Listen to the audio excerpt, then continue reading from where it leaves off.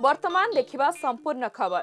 आसंता काली खोलिबो Hirakud जलभंडारर gate. निष्कासित हेबो वर्षर प्रथम बन्या जल। एहा पूर्वरु जलभंडाररे जलस्तर वृद्धि हेबार लागिछि।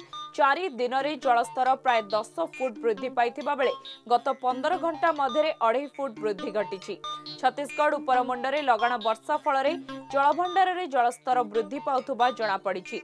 शुक्रवार राति 9टा सुधा जलभंडारको सेकेंड प्रति 2,31,693 क्यूसेक जल प्रवाहित हेउतबा बेले जलस्तर 611 फुट रे पहुंची। विभिन्न केनाल, पावर चैनल और शिल्प जल जोगाण मिसी 35,456 क्यूसेक जल निष्कासित हेउतबा डैम कर्तृपक्ष सूचना दैछंती।